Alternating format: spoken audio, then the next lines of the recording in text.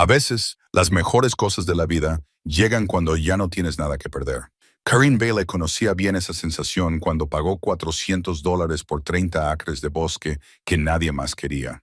El terreno se encontraba en un lugar tranquilo a las afueras de Pine Ridge, Montana. 30 años atrás, un hombre entró en ese bosque y nunca salió. La gente lo buscó durante semanas, pero no encontraron nada. Después de eso, la mayoría de la gente se mantuvo alejada. Pero Karen necesitaba un lugar al que llamar suyo, y no se asustaba fácilmente. Se adentró en ese bosque con una vieja bolsa de lona y el corazón lleno de esperanza. Lo que encontró lo cambió todo. Lo que se escondía entre esos árboles que todos los demás habían pasado por alto. Antes de continuar, cuéntanos desde dónde nos estás viendo. Y si esta historia te interesa, asegúrate de suscribirte, porque mañana tengo algo especial esperándote. Karen Bailey había aprendido hacía mucho tiempo que la vida no siempre te da lo que quieres, pero a veces te da lo que necesitas. Esa primavera cumplió 53 años, y los años habían sido más duros de lo que esperaba. Su marido, Robert, había fallecido 5 años antes, víctima de un cáncer que se extendió por su cuerpo como la pólvora. Un día estaba cortando leña detrás de su cabaña de alquiler. Al día siguiente estaba en una cama de hospital diciéndole que la quería por última vez. El dinero del seguro se agotó más rápido de lo que nadie había dicho. Primero vinieron las facturas médicas, luego el funeral y después los gastos cotidianos, que no se detienen solo porque tengas el corazón roto. Había trabajado como camarera en el restaurante Timber Lodge, limpiaba casas para la gente más rica del pueblo y hacía cualquier trabajo que encontraba. Ser novia no le daba de comer, así que se lo tragó y hizo lo que tenía que hacer. Pine Ridge, Montana, ya no era el tipo de lugar que aparecía en muchos mapas. Había sido una ciudad maderera, cuando los bosques eran densos y las empresas madereras pagaban buenos salarios. Esos días habían quedado atrás. Ahora la ciudad estaba poblada principalmente por personas mayores que se habían quedado porque no sabían a dónde ir, y un puñado de familias jóvenes que no podían permitirse marcharse. La calle principal tenía más escaparates tapiados que negocios abiertos. La cafetería seguía sirviendo desayunos. La ferretería seguía vendiendo clavos y cuerdas. Y la oficina de correos seguía repartiendo correo 3 días a la semana. Eso era todo. Karen vivía en una pequeña cabaña en el extremo oeste del pueblo, un lugar que alquilaba mes a mes a un propietario de Billings que nunca había visitado la propiedad. La cabaña era vieja pero resistente, con una estufa de leña que la mantenía caliente durante los inviernos y un porche delantero donde podía sentarse y contemplar las montañas en la distancia. No era gran cosa, pero era suyo mientras pudiera pagar el alquiler. Su vecina era una mujer llamada Violet Marsh, quizá 10 años mayor que Karen, con el pelo plateado recogido en una larga trenza y unos ojos que parecían ver más que los de la mayoría de la gente. Violet había vivido en Pine Ridge toda su vida, o eso decían todos. Conocía todas las historias, todos los rumores, todos los trapos sucios de todos. A veces le llevaba a Karen pan recién hecho o un tarro de conservas, y se sentaban en el porche a charlar de cosas sin importancia. Violet era el tipo de amiga que no necesitaba muchas palabras para entender por lo que estabas pasando. Fue Violet quien le habló a Karen por primera vez de la venta del patrimonio. El viejo Franklin Pierce había fallecido a los 92 años, y sus hijos no querían saber nada de Pine Ridge ni de las propiedades que había acumulado a lo largo de los años. Lo vendían todo barato solo para deshacerse de ello. Karen había acudido a la venta más por curiosidad que por otra cosa. No tenía dinero para antigüedades ni objetos de colección, pero cuando vio la escritura de 30 acres de bosque, sintió un nudo en el pecho. El subastador era un hombre de aspecto cansado con gafas de lectura que no dejaban de resbalársele por la nariz. Levantó la escritura y dijo que la puja inicial era de $300. Nadie levantó la mano. Bajó a 200. Todavía nada.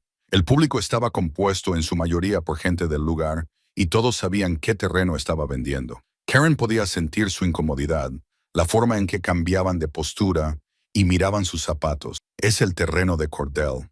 Alguien susurró detrás de ella. Nadie quiere ese lugar. El subastador miró una vez más alrededor de la sala y suspiró. Última llamada. ¿Alguien ofrece $100? Karen levantó la mano antes de poder convencerse de no hacerlo. $400, dijo en voz alta para que todos la oyeran. La sala se quedó en silencio. La gente se volvió para mirarla. El subastador parpadeó y luego sonrió. Bueno, ahora $400 para la señora del fondo. ¿Alguien quiere igualar su oferta? Esperó, pero nadie se movió. Vendida a la señorita Vale por $400. Después de la subasta, Lucas Gray la acorraló junto a la mesa de refrescos. Lucas era el dueño de la ferretería y tenía fama de ser una persona franca. Tenía unos 60 años, las manos callosas y el rostro curtido por los inviernos de montaña. ¿Estás segura de esto, Karen?, le preguntó en voz baja. Esa tierra tiene historia. Conozco la historia, dijo ella, sirviéndose una taza de café. Hace 30 años desapareció un hombre allí. Nunca lo encontraron. James Cordell, dijo Lucas. Era un vagabundo, dijeron, que hacía autostop. La última persona que lo vio fue Margie en la cafetería. Desayunó, pagó la cuenta y se marchó hacia el bosque. Nunca volvió. Karen lo miró a los ojos. A veces hay gente que desaparece, Lucas. Eso no significa que la tierra esté maldita. Quizá no esté maldita, dijo con cautela, pero la gente de por aquí tiene buena memoria. El equipo de búsqueda pasó 2 semanas peinando esos bosques. No encontraron nada, ni un trozo de ropa, ni una huella, nada. Algunos de los hombres que participaron en la búsqueda dijeron que se sintieron observados todo el tiempo. Dijeron que el bosque no los quería allí. Ella dio un sorbo a su café. Estaba flojo y amargo, pero estaba caliente. Necesito una tierra que pueda permitirme, Lucas. Esta es la adecuada. Voy a construir una pequeña granja allí, cultivar algunas verduras, quizá criar unas cuantas gallinas, vivir de forma sencilla. Lucas la observó durante un momento y luego asintió lentamente. Si alguien puede hacerlo, supongo que eres tú. Si necesitas suministros, ven a verme. Me aseguraré de que consigas un precio justo. Esa noche, Karen se sentó a la mesa de la cocina con la escritura extendida delante de ella. El papel estaba viejo y amarillento. La tinta se había desvanecido, pero aún era legible. 30 acres de bosque mixto, principalmente pinos y abetos, con un arroyo que atravesaba la sección oriental. Sin estructuras, sin mejoras, sin acceso por carretera. El comienzo del sendero más cercano estaba a 1 milla de distancia de donde se podía aparcar un vehículo. Pensó en Robert, en lo mucho que le gustaba la naturaleza. Había crecido en Montana y conocía las montañas como la mayoría de la gente conoce su propio barrio. Habían ido de acampada juntos cuando eran más jóvenes, antes del cáncer, antes de las facturas médicas. Él le enseñó a leer una brújula, a orientarse por el musgo de los árboles, a encontrar agua escuchando la tierra. Esto es para nosotros, susurró a la habitación vacía, por la vida que deberíamos haber tenido. A la mañana siguiente fue a ver al sheriff Tom Brennan. Su oficina estaba en el antiguo edificio municipal, un lugar con corrientes de aire, tejas manchadas de agua y luces fluorescentes que parpadeaban. Brennan tenía unos 50 años, el pelo gris cortado al estilo militar y un rostro que había visto demasiadas decepciones. Levantó la vista cuando ella llamó a su puerta abierta. «Karen», dijo, señalando una silla, «¿en qué puedo ayudarte?» Ella se sentó y dejó la escritura sobre su escritorio. Compré la antigua propiedad de Pierce Forest, la sección donde James Cordell desapareció en 1995. Quería decirte que voy a pasar algún tiempo allí por si alguien informa de haber visto a alguien en el bosque. La expresión de Brennan no cambió, pero algo se movió en sus ojos. ¿Has comprado esa tierra? Sí. Se recostó en su silla y los resortes crujieron bajo su peso. Karen, voy a hablar claro contigo. Yo era un ayudante del sheriff novato cuando Cordell desapareció. Formé parte del equipo de búsqueda. Buscamos por todas partes. Es una zona accidentada. Es fácil desorientarse. Es fácil tener un accidente. Si se cayó por un barranco o se lesionó y no pudo pedir ayuda. Bueno, el bosque se encarga de las cosas a su manera. Lo entiendo, dijo ella. ¿De verdad? Cogió un bolígrafo y lo golpeó contra el escritorio, porque algunas personas de este pueblo tienen opiniones sobre ese terreno. Algunos piensan que el caso debería haberse investigado más a fondo, y otros piensan que es mejor no remover lo que está enterrado. Karen lo miró fijamente. ¿De qué tipo es usted, sheriff? Él se quedó callado por un momento. Del tipo que quiere mantener la paz. Si va allí, tenga cuidado. Si encuentra algo inusual, llámeme primero. No vayas difundiendo rumores ni removiendo viejos problemas. De acuerdo, dijo ella, aunque algo en su tono le molestaba. Pasó la semana siguiente preparándose. Compró una buena mochila en Lucas, junto con una tienda de campaña, un saco de dormir apto para climas fríos, un filtro de agua y un botiquín básico de primeros auxilios. Empaquetó comida no perecedera, calcetines de repuesto, una linterna frontal y una radio de manivela. En el viejo diario de cuero de su marido, tomó notas e hizo bocetos, planeando dónde podría despejar un espacio para una cabaña donde poder hacer el jardín, cómo gestionaría el agua del arroyo. Violet vino la noche antes de la primera excursión de barra de pan aún caliente del horno. Se sentaron en el porche mientras el sol se ponía detrás de las montañas, pintando el cielo de tonos naranjas y morados. «¿De verdad vas a hacerlo?», dijo Violet. No era una pregunta. Sí. Violet se quedó callada durante un largo rato, observando cómo se desvanecía la luz. Hay cosas de las que la gente no habla en este pueblo, Karen. Cosas antiguas. James Cordell no era solo un vagabundo de paso. Eso es lo que decían, pero no era toda la verdad. Karen se volvió para mirarla. «¿Qué quieres decir?» «Quiero decir que la gente miente», dijo Violet en voz baja. A veces para protegerse a sí mismos, a veces para proteger a otros, y a veces porque la verdad es demasiado complicada de explicar. Se inclinó y le apretó la mano a Karen. «Ten cuidado ahí fuera. Confía en tus instintos. Y si algo no te parece bien, vuelve al pueblo. No dejes que el orgullo o la terquedad te mantengan en un lugar peligroso». «No lo haré», prometió Karen. La mañana siguiente amaneció clara y fría. Karen cargó su mochila en la caja de su vieja camioneta y condujo hasta el comienzo del sendero. El camino era accidentado, con más grava y baches que pavimento, y terminaba en un pequeño claro, donde los cazadores a veces aparcaban durante la temporada de caza del ciervo. Se echó la mochila al hombro, cerró la camioneta con llave y empezó a caminar. El bosque se abría ante ella como una catedral. Los árboles eran enormes, con troncos gruesos por la edad y ramas que formaban un dosel que filtraba la luz del sol en suaves columnas verdes. El suelo estaba cubierto de agujas de pino y musgo, y el aire olía a resina y tierra. Era tan hermoso que le dolía el pecho. A Robert le habría encantado. Caminó durante más de una hora, siguiendo un tenue sendero que se adentraba en su propiedad.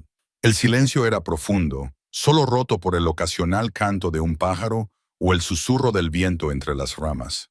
Sintió el peso del bosque a su alrededor, la sensación de estar en un lugar que había existido mucho antes de que ella naciera y que seguiría existiendo mucho después de que ella se fuera. Cuando encontró un pequeño claro junto al arroyo, decidió acampar. El agua era clara y fría y corría sobre piedras lisas. Montó su tienda, filtró agua para beber y comió un almuerzo sencillo a base de galletas saladas y queso. Luego sacó su diario y comenzó a dibujar la zona, anotando puntos de referencia y distancias. A medida que avanzaba la tarde, exploró más a fondo. Encontró senderos de ciervos y huellas de animales, los restos de una antigua hoguera y varios árboles con iniciales talladas en la corteza. La mayoría de los grabados estaban desgastados y viejos, pero mostraban que había habido gente allí antes, que este bosque tenía historias que contar. Cuando el sol comenzó a ponerse, Karen regresó a su campamento. Encendió una pequeña hoguera y se sentó a contemplar las llamas, sintiendo cómo el día se asentaba en sus huesos. Mañana exploraría más. Mañana empezaría a comprender este lugar. Por ahora, se contentaba con estar aquí, en el bosque que había comprado por $400 en la tierra, que todos los demás habían temido reclamar. El fuego crepitaba, y en algún lugar lejano, un búho ululaba en la creciente oscuridad. Karen sacó el diario de Robert de su mochila y lo abrió por una página nueva. En la parte superior escribió una sola frase. Día 1, estoy en casa. En su tercer día en el bosque, Karen encontró el sendero que no aparecía en ningún mapa. Había estado siguiendo el arroyo río arriba, buscando los límites de la propiedad que debían estar en algún lugar de la sección norte. La mañana era fresca y brumosa, el tipo de clima que hacía que todo pareciera más suave, más distante. Había aprendido a moverse silenciosamente por el bosque, a mirar dónde pisaba, a prestar atención a los pequeños detalles que contaban una historia sobre la tierra. Fue entonces cuando lo vio.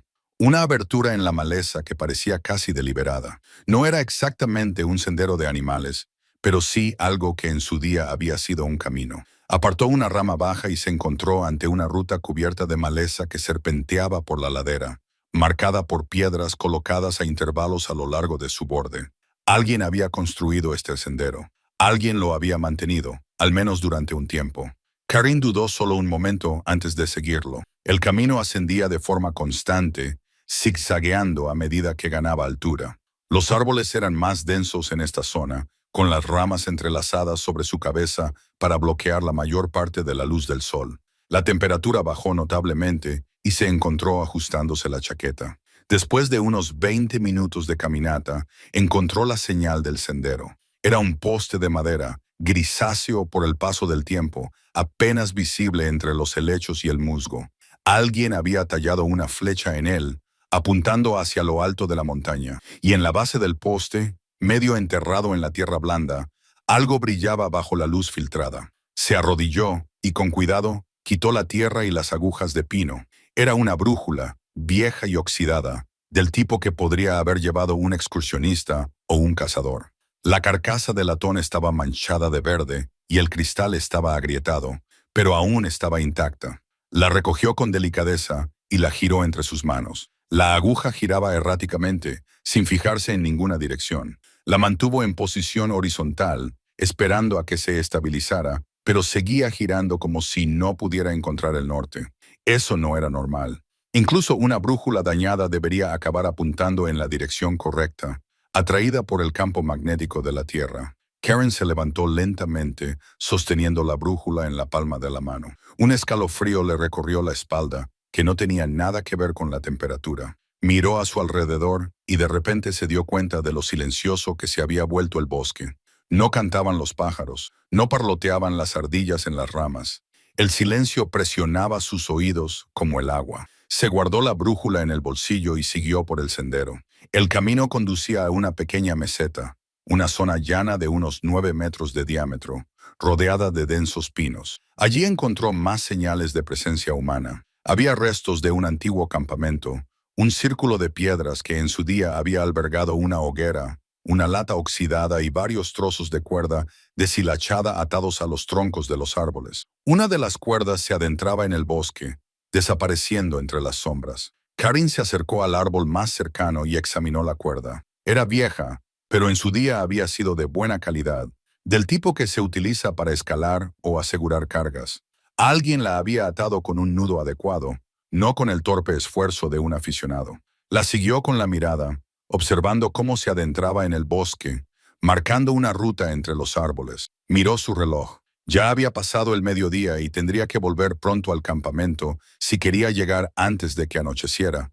Pero algo en ese lugar le llamaba la atención y exigía su atención. Sacó su teléfono y tomó varias fotos, sabiendo que serían inútiles sin señal de celular, pero queriendo documentarlo de todos modos. Cuando se dio la vuelta para marcharse, se fijó en los grabados. Estaban en varios de los árboles que rodeaban la meseta, talladas a la altura de los ojos. En su mayoría eran iniciales y fechas. JC 195, RT 196. Algunas de las letras estaban tan desgastadas que apenas podía distinguirlas, pero una talla era más clara que las demás, como si alguien la hubiera vuelto a trazar más recientemente. Sigo observando.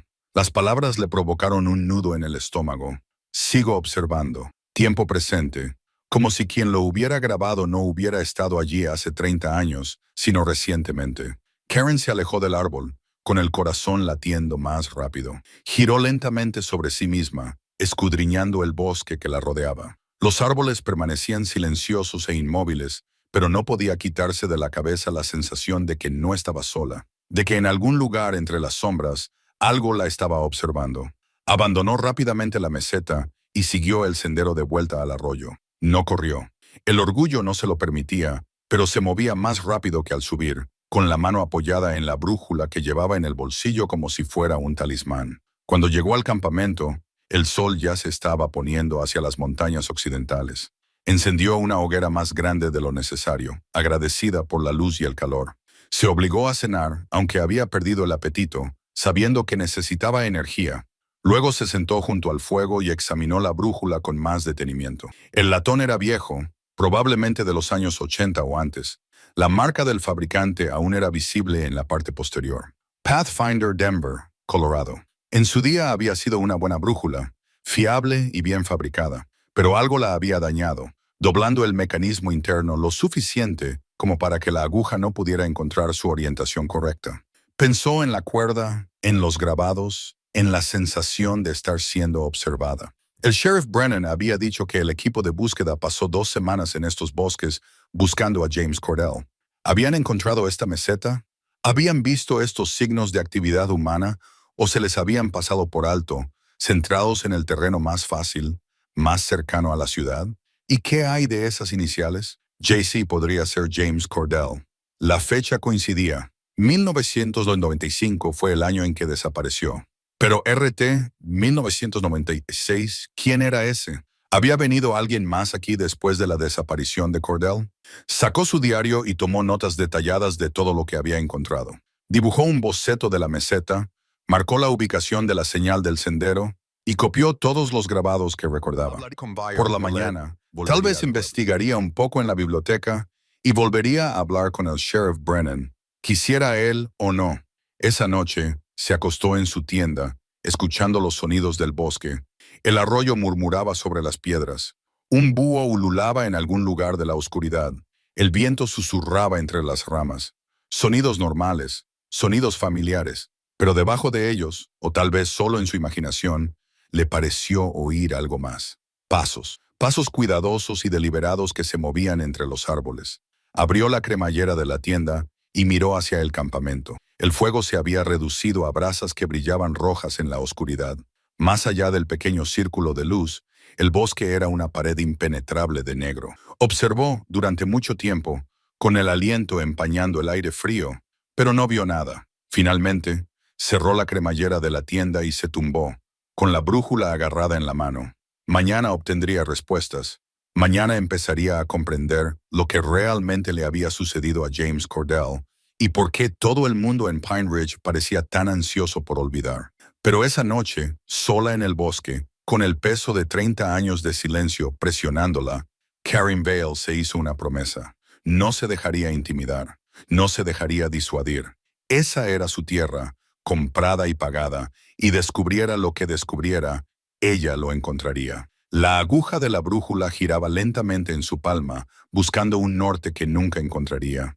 Y en algún lugar de la oscuridad, el bosque contenía la respiración y esperaba. Karen regresó a Pine Ridge a primera hora de la mañana siguiente, con la brújula en la guantera y las preguntas multiplicándose en su mente. El pueblo parecía diferente de alguna manera, más pequeño y frágil a la luz de la mañana. Aparcó frente a la biblioteca, un modesto edificio que compartía espacio con el centro comunitario. La bibliotecaria era una mujer joven llamada Sophie, de unos 30 años, que se había mudado a Pine Ridge desde Seattle para escapar de lo que ella llamaba el caos de la vida urbana. Levantó la vista de su ordenador cuando Karen entró y le dedicó una cálida sonrisa. «Buenos días, Karen. ¿En qué puedo ayudarte?» «Necesito consultar periódicos antiguos», dijo Karen, «de 1995 y 1996. Cualquier cosa sobre el caso de James Cordell». La sonrisa de Sophie se desvaneció ligeramente. «Eso es hace mucho tiempo. Déjeme comprobar lo que tenemos en microfichas». 20 minutos más tarde, Karen se sentó en un lector y empezó a hojear copias digitalizadas del Pine Ridge Weekly Gazette. La cobertura de la desaparición de Cordell era sorprendentemente escasa. Un breve artículo anunciaba que un transeúnte llamado James Cordell, de 32 años, había sido dado por desaparecido tras no haber abandonado el Mountain View Motel. La búsqueda se mencionó en la edición de la semana siguiente, pero los detalles eran vagos. Los equipos de búsqueda habían peinado el bosque.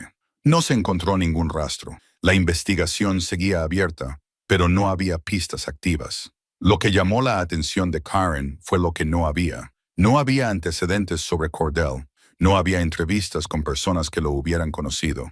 No había fotografías. Solo unos pocos párrafos secos que trataban su desaparición como un suceso desafortunado pero sin importancia.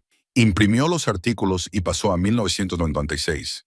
En junio de ese año encontró una pequeña esquela del ayudante del sheriff Raymond Thatcher, de 41 años, fallecido en un accidente de caza en el Bosque Nacional al norte de la ciudad. La esquela elogiaba su servicio a la comunidad y mencionaba que le sobrevivían su esposa y sus 2 hijos. No había detalles sobre el accidente en sí. Karen se recostó en su silla con la mente en marcha. Las iniciales en el árbol, RT 1996, ¿podría haber sido Raymond Thatcher? ¿Había vuelto al bosque después de qué búsqueda? Y si era así, ¿por qué? Recogió sus impresiones y se dirigió a la casa de Violet. La anciana estaba en su jardín, cuidando un parterre de hierbas que crecían a pesar de la corta temporada de cultivo de Montana. Se levantó lentamente cuando vio acercarse a Karen, limpiándose la tierra de las manos. ¿Has encontrado algo?, dijo Violet. No era una pregunta. Karen le mostró la brújula y le habló de la meseta, los garabados y la cuerda. El rostro de Violet permaneció impasible, pero algo brilló en sus ojos. «Entra», dijo Violet. «Tenemos que hablar». Su cocina era cálida y olía a masa de pan recién horneada. Violet sirvió café para las 2 y se sentó frente a Karen en la pequeña mesa de madera. Miró la brújula durante un largo rato antes de hablar. «James Cordell no era un vagabundo», dijo en voz baja. «Eso es lo que le dijeron a la gente, pero no era cierto. Era inspector federal. Vino aquí para investigar el robo de madera de terrenos federales». La taza de café de Karen se detuvo a mitad de camino de su boca. «¿Qué?» En aquella época había una operación en marcha, tala ilegal. Se talaban árboles de propiedades federales y se vendían a través de empresas legítimas. Se ganaba mucho dinero con ello. James estaba a punto de descubrir quiénes estaban involucrados cuando desapareció. Violet rodeó su taza con las manos. Raymond Thatcher era uno de los ayudantes asignados a la búsqueda. Murió menos de un año después. Oficialmente, fue un accidente de caza, pero bueno, algunos accidentes son más convenientes que otros. «¿Por qué no me lo dijiste antes?», preguntó Karen. «Porque algunas verdades son peligrosas», dijo Violet. «Porque la gente tiene buena memoria y mal genio. Porque soy una anciana a la que le gusta la vida tranquila y no quiere problemas». Miró a Karen a los ojos. «Pero ya has descubierto demasiado como para dar marcha atrás. Así que te lo digo, ten cuidado. Sea lo que estés buscando ahí fuera, puede que haya alguien que no quiera que lo encuentres». Karen pasó la tarde en la ferretería, comprando una linterna más potente y más cuerda. Lucas Gray la observaba con expresión preocupada, pero no le hizo preguntas hasta que ella fue a pagar. «¿Tienes pensado hacer una exploración en serio?», le dijo mientras le cobraba sus compras. «He encontrado algunas cosas», respondió ella con cautela. «Un antiguo campamento, cuerdas atadas a los árboles, iniciales talladas en la corteza». Lucas se quedó callado un momento. «Deberías hablar con Tom Brennan». «Ya lo he hecho.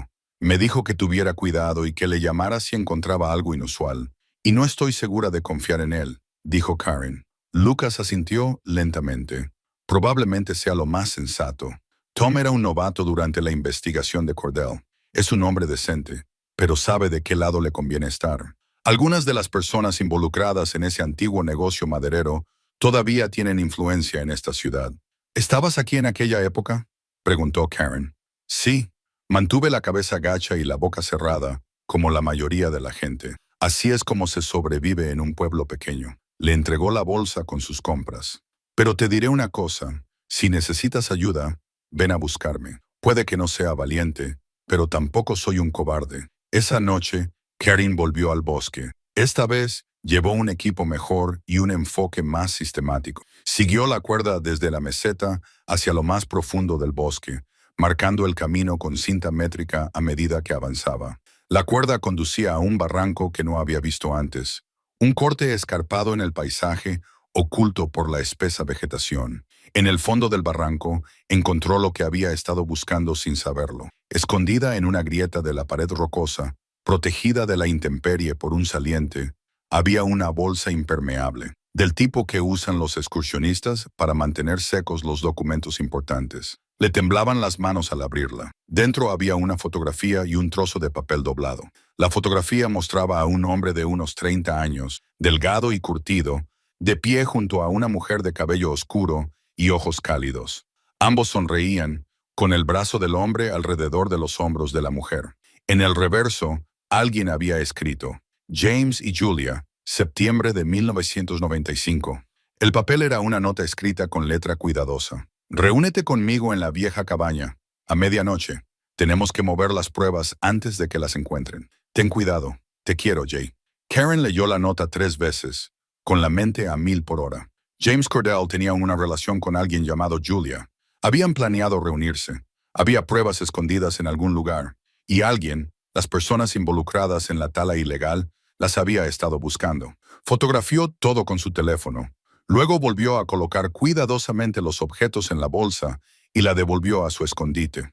El sol se estaba poniendo y tenía que volver al campamento. Pero mientras salía del barranco, no podía dejar de pensar en la fotografía, en la forma en que James y Julia se habían mirado, en la carta de amor disfrazada de advertencia. ¿Qué le había pasado a Julia? ¿Había llegado a la reunión? ¿Dónde estaba esa vieja cabaña? De vuelta en el campamento, Karen añadió la nueva información a su diario. Un inspector federal que investigaba el robo de madera. Una relación romántica. Una reunión planeada que quizá nunca llegó a celebrarse. Un ayudante del sheriff que murió en circunstancias sospechosas. Las piezas empezaban a encajar, pero el panorama que se dibujaba era más sombrío de lo que ella esperaba. Volvió a mirar la brújula rota, con la aguja girando inútilmente en su carcasa. Algunas cosas no podían encontrar el camino a casa. Algunas cosas se perdían sin posibilidad de recuperación. Pero otras, pensó, aún podían encontrarse si alguien estaba dispuesto a buscarlas con suficiente empeño. Mañana buscaría la cabaña. Mañana seguiría este rastro donde quiera que la llevara. Pero esta noche descansaría y se prepararía, porque Violet tenía razón en una cosa. Algunas verdades eran peligrosas, y Karen se estaba acercando a una verdad que la gente había pasado 30 grabadas en un pino cerca del barranco, tan tenues y desgastadas que Karen casi no las ve. Había estado buscando sistemáticamente, examinando cada árbol en un radio de 100 yardas desde donde había encontrado la bolsa impermeable. Los números eran apenas visibles, desgastados por décadas de intemperie, pero inconfundibles una vez que supo lo que estaba buscando. 47 291 música, Nitro de 356. Los introdujo en su unidad GPS, un dispositivo que le había prestado Lucas, y observó cómo calculaba su posición. El destino estaba aproximadamente a 3 kilómetros al noreste, más adentro de su propiedad de lo que se había aventurado hasta entonces. Marcó su ubicación actual, se echó la mochila al hombro y empezó a caminar. El terreno se volvió más accidentado a medida que avanzaba. El suelo del bosque subía y bajaba en crestas empinadas, y se encontró trepando por troncos caídos y abriéndose paso entre la espesa maleza. Pero cada cuarto de milla más o menos, encontraba otra marca, una lata de piedras apiladas, una marca tallada en la corteza de un árbol. Siguientes indicios de que alguien había recorrido esta ruta muchas veces y quería encontrar el camino de vuelta. Después de una hora de caminata constante, encontró el árbol hueco. Era un viejo abeto Douglas, muerto por un lado, pero aún lo suficientemente vivo como para mantenerse en pie. Alguien había tallado una cavidad en la parte muerta, a la altura del pecho, y la había sellado con un trozo de madera que encajaba a la perfección con la corteza circundante. Si no hubiera estado buscando señales, habría pasado de largo sin verlo. Dentro de la cavidad había otro recipiente impermeable, este más grande, y dentro de ese recipiente había un mapa dibujado a mano. El mapa era detallado y preciso, dibujado en papel grueso con tinta impermeable. Mostraba el bosque en secciones con puntos de referencia etiquetados con una letra clara. El arroyo, la meseta, el barranco y allí, en la esquina noreste, una pequeña cabaña marcada con un cuadrado. Se trazaban caminos entre los lugares, incluidas varias rutas que serpenteaban por terrenos difíciles, claramente diseñadas para evitar ser vistas desde los senderos principales. Alguien había dedicado mucho tiempo a hacer este mapa, alguien que conocía estos bosques íntimamente y necesitaba recorrerlos sin ser visto. Karen estudió el mapa con atención, memorizando todo lo posible antes de fotografiarlo y devolverlo a su escondite. La cabaña estaba a aproximadamente 1 milla de su posición actual, pero el mapa indicaba que el acceso requería precaución. Había notas a lo largo de las raíces, cresta expuesta, rocas sueltas, cuidado con los árboles caídos. No era solo un mapa, era una guía de supervivencia. Estaba guardando su GPS en la mochila cuando oyó la voz. No estaba cerca, pero tampoco lejos. Era la voz de un hombre hablando en tono mesurado. Luego hubo una pausa y otra voz respondió. No pudo distinguir las palabras, pero el sonido era inconfundible. Había gente allí. En el bosque que se suponía que estaba vacío, Karen se quedó paralizada, con el corazón latiéndole con fuerza. Lentamente, dejó la mochila en el suelo y se movió silenciosamente detrás de un espeso grupo de árboles de hoja perenne. A través de las ramas, pudo ver dos figuras moviéndose por un sendero a unos 50 metros de distancia. Ambos eran hombres, vestidos con ropa de montaña. Uno llevaba lo que parecía una cámara con un objetivo largo, y el otro tenía unos prismáticos colgados al cuello. No eran excursionistas que daban un paseo casual. Se movían con determinación, deteniéndose de vez en cuando para escudriñar el bosque que los rodeaba, buscando algo o a alguien. Se quedó completamente quieta, apenas respirando, hasta que desaparecieron de su vista. Luego esperó otros 10 minutos antes de moverse, asegurándose de que realmente se habían ido. Cuando finalmente se echó la mochila al hombro, le temblaban las manos. Alguien más estaba interesado en este bosque. La pregunta era si estaban relacionados con el antiguo caso o si simplemente eran fotógrafos de vida salvaje o topógrafos, pero el momento parecía demasiado oportuno. Había estado haciendo preguntas en el pueblo, hablando con Violet y Lucas. ¿Se había corrido la voz entre las personas que querían que el pasado permaneciera enterrado? Decidió posponer su búsqueda de la cabaña. En su lugar, tomó una ruta segura de regreso a su campamento, moviéndose lo más silenciosamente posible y comprobando con frecuencia que no la seguían. El trayecto le llevó el doble de tiempo del que debería, pero no vio más señales de los dos hombres. Cuando llegó a su campamento, encontró al sheriff Tom Brennan esperando junto a su tienda. Estaba de pie, con las manos en los bolsillos, y su coche patrulla aparcado en la carretera de acceso, a unos 400 metros. Su expresión era cuidadosamente neutral. «Karen», dijo cuando ella se acercó, «tenemos que hablar». Dejó su mochila en el suelo, tomándose su tiempo, aprovechando el momento para recomponerse.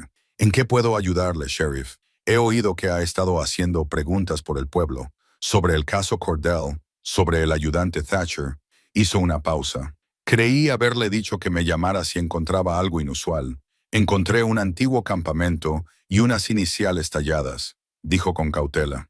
No me pareció que valiera la pena molestarlo». Brennan la estudió por un momento. «Está jugando con fuego, Karen. Ese caso es antiguo y está cerrado. Algunas personas preferirían que siguiera así». «¿Qué personas?». Se quedó callado por un largo momento, moviendo la mandíbula. Luego suspiró y se sentó en un tronco caído cerca de su fogata. Parecía más viejo, repentinamente cansado de una manera que iba más allá del agotamiento físico. «Tenía 23 años cuando James Cordell desapareció», dijo. «Acababa de salir de la academia, ansioso por demostrar mi valía. Me asignaron al equipo de búsqueda y salí todos los días durante 2 semanas. No encontramos nada, ni un rastro. Mi sargento en aquel momento, un hombre llamado Carl Reynolds, centró la búsqueda en zonas específicas. Decía que no tenía sentido malgastar recursos en lo profundo del bosque, donde Cordell no podía haber llegado a pie. «Pero podría haberlo hecho», dijo Karen. «Sí, podría haberlo hecho». Brennan se frotó la cara con ambas manos. «Después de que se suspendiera la búsqueda, Ray Thatcher vino a verme. Dijo que había encontrado algo en el bosque. Dijo que teníamos que volver a buscar más adentro. Le dije que se lo contara a Reynolds. Lo hizo. Reynolds lo rechazó. Le dijo que lo dejara o se enfrentaría a medidas disciplinarias. Y entonces Thatcher murió. Accidente de caza. O eso decía el informe». Brennan la miró. «He llevado esa carga durante 30 años. La incertidumbre, la culpa. Ray tenía familia, era un buen hombre, y murió menos de un año después de intentar reabrir el caso». Karen se sentó frente a él. «¿Por qué me cuentas esto ahora?». «Porque vas a seguir investigando, digas lo que digas, y porque mereces saber a qué te enfrentas». Se inclinó hacia adelante y bajó la voz. «Carl Reynolds está jubilado ahora y vive en Florida, pero algunos de los demás siguen por aquí. Siguen teniendo dinero. Siguen teniendo influencia. No quieren que se reabra este caso, Karen. Lo han dejado claro a lo largo de los años. ¿Quiénes son ellos?». Brennan negó con la cabeza. «No puedo darte nombres. No voy a convertirte en un blanco más de lo que ya eres. Pero te diré una cosa. Si encuentras algo concreto, algo que no se pueda ignorar, no me lo traigas a mí. Ve directamente a la policía estatal o al FBI, ¿entendido?». Ella asintió lentamente. «¿Crees que estoy en peligro?». Creo que a cualquiera que se haya acercado demasiado a la verdad sobre lo que le pasó a James Cordell, le han pasado cosas malas. Ray Thatcher, un periodista de Missoula, que estaba escribiendo un artículo sobre ello en 1998. Su coche se salió de una carretera de montaña en una tormenta de nieve. La propietaria del motel que alquiló la habitación a Cordelli, su casa se incendió en 2001. ¿Podría ser todo una coincidencia? Se levantó. Pero no creo en tantas coincidencias. Caminó de vuelta hacia el sendero, luego se detuvo y se dio la vuelta. Una cosa más. Si ves a alguien más en estos bosques, a cualquiera, vete inmediatamente. No te enfrentes a ellos. No intentes ser valiente. Solo sal y ve a algún lugar donde haya gente. Prométemelo. Lo prometo, dijo ella, aunque ambos sabían que estaba mintiendo. Después de que Brennan se marchara, Karen avivó el fuego y se obligó a comer, aunque apenas saboreó la comida. Su mente iba a toda velocidad, conectando piezas. James Cordell había estado investigando operaciones ilegales de tala. Había encontrado pruebas. Había tenido una relación con alguien llamado Julia. Había planeado trasladar esas pruebas antes de que las encontraran. Y luego desapareció. El ayudante del sheriff Thatcher había intentado reabrir el caso y murió. Un periodista había investigado y murió. El propietario del motel había muerto. Cualquiera que se acercara demasiado a la verdad parecía acabar muerto. Pero ella no iba a detenerse. No podía hacerlo porque si Cordell había sido asesinado, si se había producido un encubrimiento, entonces alguien tenía que sacarlo a la luz. Por Cordell, por Thatcher, por Julia, fuera quien fuera, por todos los que habían sido silenciados. Al caer la noche, Karen sacó el fragmento del mapa que había fotografiado y lo estudió a la luz del fuego. La cabaña estaba claramente marcada. Mañana la encontraría. Mañana descubriría los secretos que escondía. Pero esa noche dormiría con un ojo abierto, con su cuchillo a mano, atenta a cualquier ruido en la oscuridad y preguntándose quién más vigilaba esos bosques, esperando a ver qué descubría. La mañana amaneció gris y fría, con una espesa niebla que se asentaba en los valles. Karen preparó una mochila ligera, solo agua, barritas energéticas, su cuchillo y el GPS con las coordenadas montada y la mayor parte de su equipo atrás. Si tenía que moverse rápido, no quería ir cargada. El fragmento del mapa resultó ser preciso. Siguiendo sus indicaciones, evitó las crestas expuestas y se mantuvo a cubierto entre los densos árboles. La ruta era más larga, pero más segura, serpenteando por un terreno que la ocultaría de cualquiera que la observara desde la distancia. La niebla también ayudó, reduciendo la visibilidad a unos 50 metros. Tras 2 horas de caminata, encontró la estructura derrumbada. No era la cabaña. Era demasiado pequeña y la construcción era diferente. Parecía haber sido un cobertizo o un almacén, construido con madera tosca que se había podrido y derrumbado. Entre los escombros yacían esparcidos equipos oxidados, una sierra de 2 manos, varias cuñas, lo que podría haber sido parte de un aserradero portátil. Buscó cuidadosamente entre los escombros, utilizando un palo para apartar la madera podrida y el metal retorcido. Fue entonces cuando encontró la placa. Estaba deslustrada, casi negra, pero cuando la frotó con el pulgar, pudo distinguir el grabado. Ayudante R. Thatcher, Departamento del Sheriff de Pine Ridge. El alfiler de la parte posterior del estaba roto, como si lo hubieran arrancado de la ropa en lugar de quitarlo con cuidado. Karen sostuvo la placa durante un largo momento, sintiendo su peso. Ray Thatcher había estado allí, en ese lugar. No sabía si había perdido la placa accidentalmente o se la habían quitado, pero su presencia confirmaba lo que el sheriff Brennan había insinuado. Thatcher había encontrado algo en estos bosques, algo relacionado con la tala ilegal. Fotografió la placa desde múltiples ángulos y luego se la guardó en el bolsillo. Pruebas físicas reales que podían analizarse, rastrearse y verificarse. No se trataba solo de viejos rumores o artículos de periódico descoloridos. Esto era concreto. La cabaña apareció entre la niebla como algo salido de un sueño. Se encontraba en un pequeño claro, respaldada por una pared rocosa que la protegía del viento del norte. La estructura era antigua, pero estaba muy bien conservada, construida con madera local y un techo de tejas que de alguna manera había sobrevivido a décadas de clima montañés. El humo había ennegrecido una pared, pero el edificio estaba intacto. Karen se acercó con cuidado, atenta a cualquier señal de ocupación. Las ventanas estaban cerradas con contraventanas desde el interior. La puerta estaba cerrada, pero no con llave. Cuando la empujó para abrirla, las bisagras chirriaron en señal de protesta, pero la puerta se abrió hacia adentro con suavidad. El interior estaba oscuro y olía a humedad, pero estaba seco. Alguien había mantenido este lugar. El suelo estaba limpio. Los estantes estaban llenos de provisiones, conservas, pilas, velas, cerillas. En una esquina había una estufa de leña fría, con leña cortada apilada cuidadosamente a su lado. En otra esquina había un sencillo catre con mantas dobladas a los pies, y sobre una mesa tosca, en el centro de la habitación, había un libro de contabilidad encuadernado en cuero. Karen encendió una de las velas y se sentó a la mesa. Le temblaban ligeramente las manos mientras abría el libro. La primera página tenía fecha de agosto de 1973. Las entradas que seguían eran registros meticulosos de ventas de madera escritos con una letra precisa y apretada. Cada entrada incluía una fecha, una ubicación, una especie y volumen de madera y un comprador. Y junto a cada entrada, una lista de nombres con cantidades en dólares. Pasó página tras página, observando cómo la operación se expandía a finales de los 70 y principios de los 80. Las cantidades aumentaban, los nombres se multiplicaban. Reconoció algunos de ellos, hombres que habían sido prominentes en Pine Ridge durante su estancia allí, algunos aún vivos, otros muertos hacía tiempo.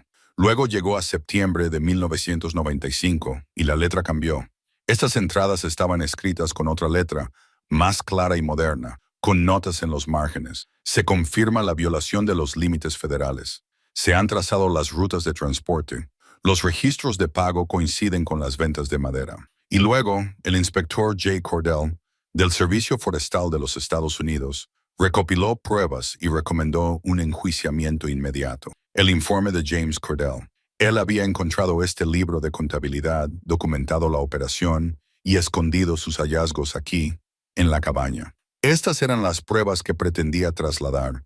Esto fue lo que le costó la vida. Karen pasó más páginas y encontró fotografías entre ellas, imágenes de operaciones de tala, camiones cargados de madera, hombres que reconocía del pueblo. Una foto mostraba a un Carl Reynolds más joven, el antiguo sargento de Brennan, de pie junto a un camión maderero, con el brazo alrededor de otro hombre. En el reverso, alguien había escrito Reynolds y Hodgkins, 1982. Las últimas páginas del libro de contabilidad contenían entradas más recientes.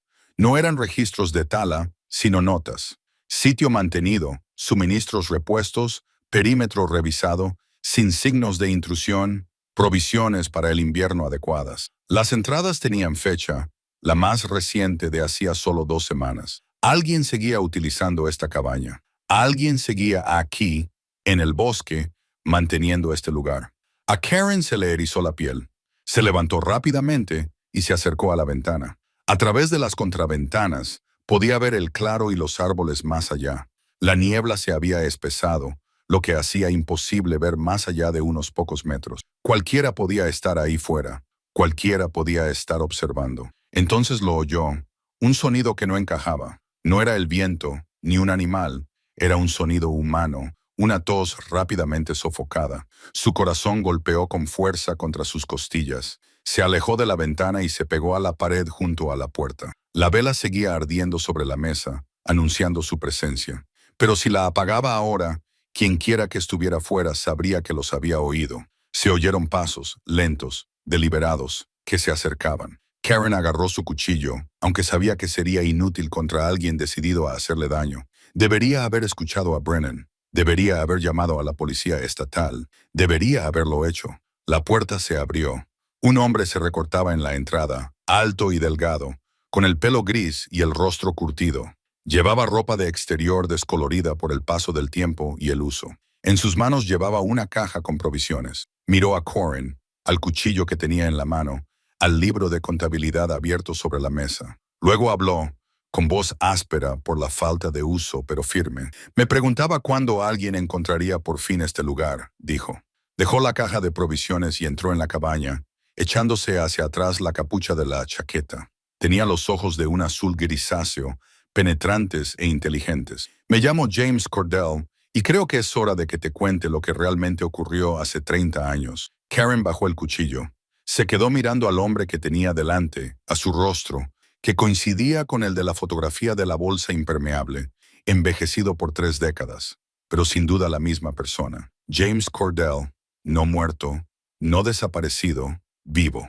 Eso es imposible, susurró ella. Lo sé, dijo él en voz baja. Pero aquí estoy de todos modos. James Cordell se movió por la cabaña con la facilidad de quien la conoce desde hace mucho tiempo. Encendió la estufa de leña y puso agua a hervir.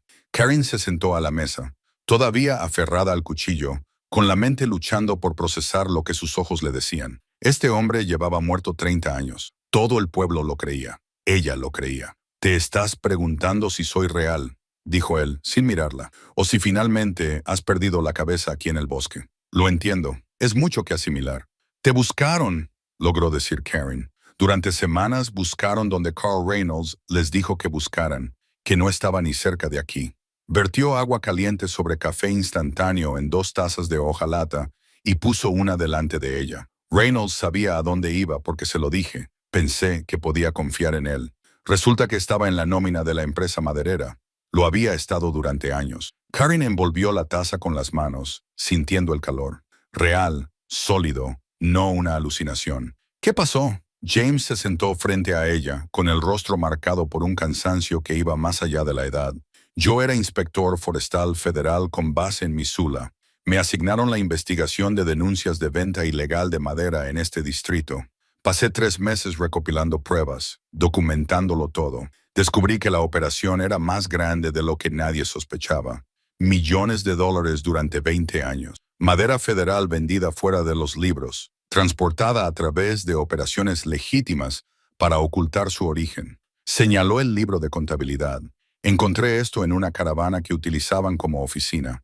Pensé que había dado en el clavo. Tenía nombres, fechas, ubicaciones, todo lo necesario para el enjuiciamiento. Hice copias, escondí los originales aquí y me puse en contacto con mi supervisor.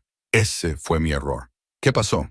Mi supervisor llamó a la policía local para coordinar la redada, lo que significaba que llamó a Carl Reynolds, y Reynolds llamó a las personas que dirigían la operación. James tomó un sorbo de café.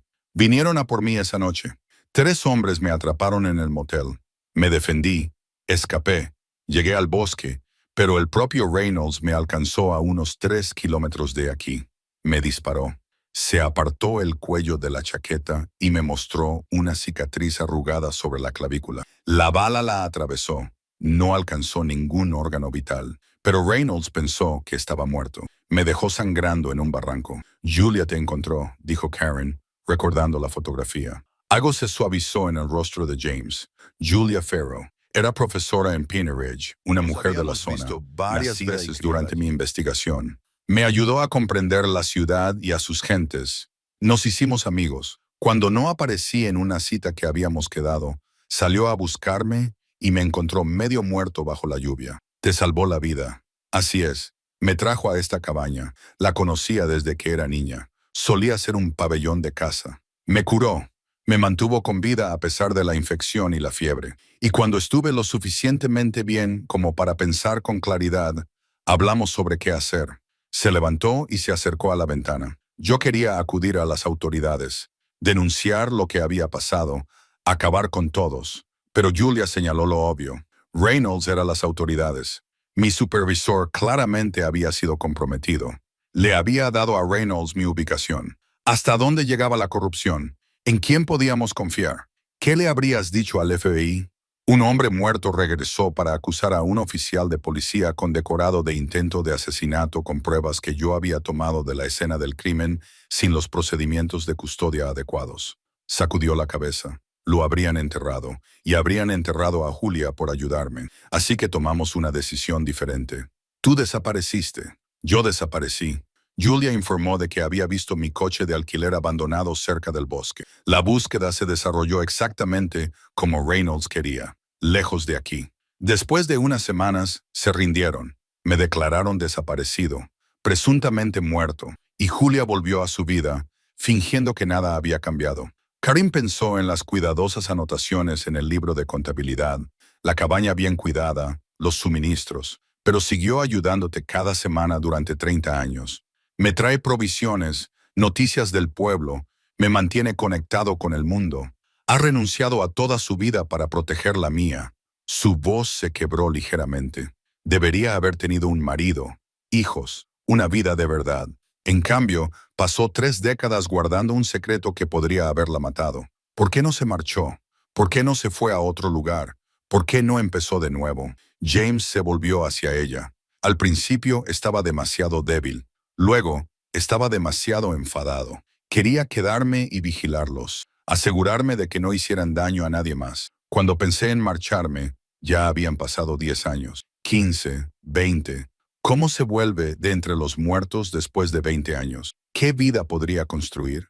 Y Julia decidió quedarse. Dijo que marcharse sería sospechoso y que la gente haría preguntas. Así que, en su lugar, construimos esta vida, oculta, secreta, juntos. Ella es Violet Marsh, dijo Karen de repente, encajando las piezas. Tu vecina, ella me ha estado guiando hacia ti. James sonrió por primera vez, con una expresión triste y cansada. Julia siempre fue más inteligente de lo que nadie le reconocía. Sabía que cuando compraste esta tierra, tarde o temprano me encontrarías.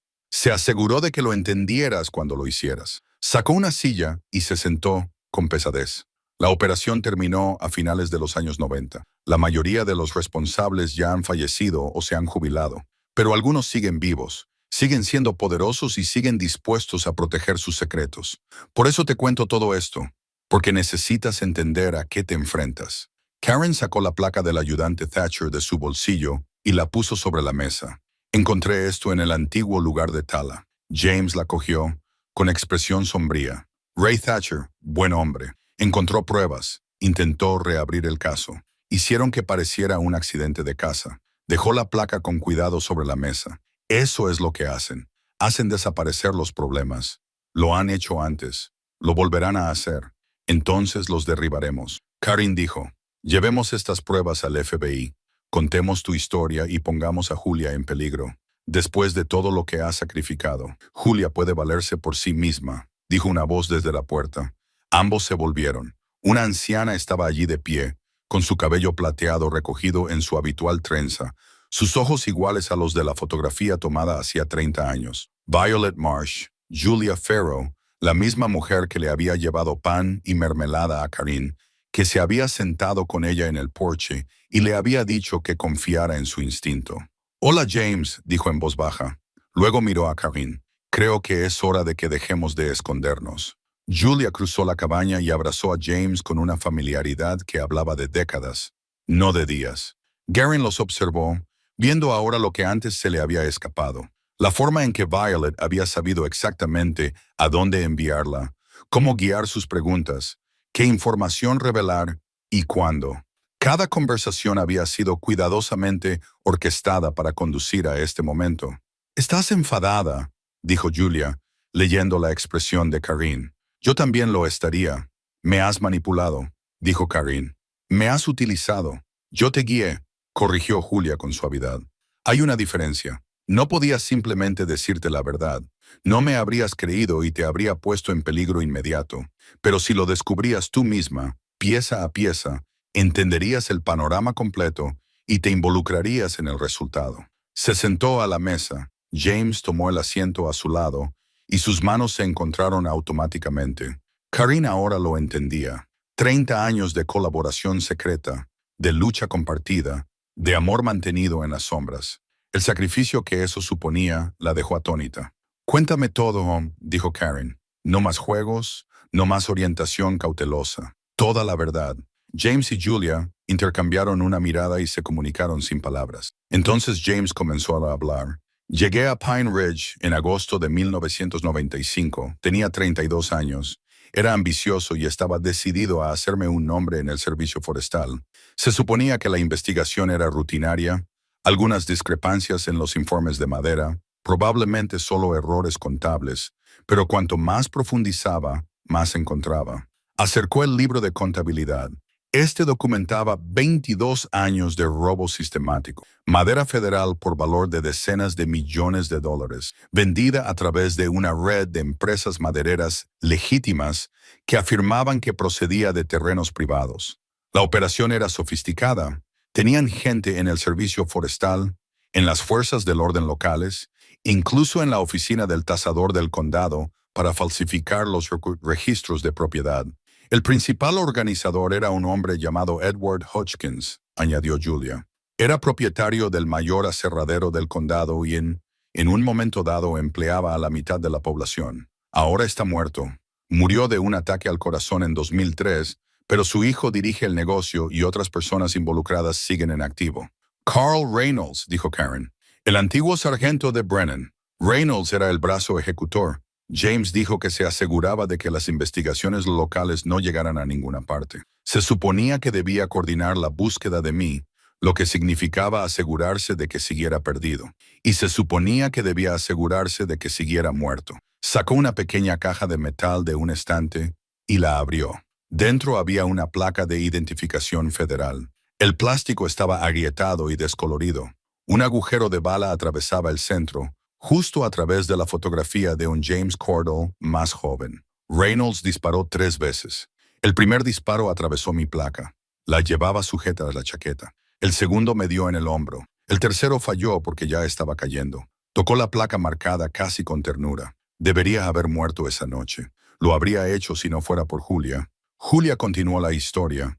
Lo encontré justo después del amanecer. Lo había estado buscando toda la noche. Cuando lo vi en ese barranco cubierto de sangre, pensé que era demasiado tarde, pero aún respiraba débilmente. Lo traje aquí, a la cabaña. Mi abuelo construyó este lugar en los años 60. Se suponía que iba a ser un pabellón de caza, pero nunca lo terminó. Ya nadie del pueblo venía aquí. Eras profesor. Karen dijo que tenías una vida. Tenía una vida que habría continuado en Pine Ridge igual que siempre, predecible, segura, sin sorpresas. Entonces conocí a James y de repente tuve que elegir, dejarlo morir y protegerme a mí misma o salvarlo y arriesgarlo todo. Sonrió levemente. En realidad no era una elección. Describió aquellos primeros meses cuidando a James hasta que se recuperó, llevando suministros a escondidas desde el pueblo, mintiendo a sus amigos y familiares sobre dónde pasaba el tiempo. Cuando James tuvo fuerzas suficientes, discutieron las adopciones. Hacerlo público parecía imposible. La corrupción estaba muy arraigada y no tenían forma de saber en quién podían confiar. El ayudante del sheriff Thatcher se acercó a mí 3 meses después de la desaparición de James. Julia dijo que él había formado parte del grupo de búsqueda y que algo de toda la situación le inquietaba. Empezó a hacer preguntas, a investigar. Encontró pruebas de que Reynolds había estado en el motel la noche en que James desapareció, aunque Reynolds afirmaba que estaba en otro lugar. Ray acudió a mí porque sabía que James y yo éramos amigos. ¿Le dijiste la verdad?, preguntó Karen. No toda. Le dije que pensaba que James podría haber sido asesinado, que había encontrado su chaqueta en el bosque con sangre. Le di a Ray lo suficiente para que siguiera investigando sin revelarle que James seguía vivo. El rostro de Julia se ensombreció. Encontró el antiguo lugar de tala y pruebas de que Reynolds había estado involucrado en la operación maderera. Iba a reabrir el caso oficialmente. Entonces murió.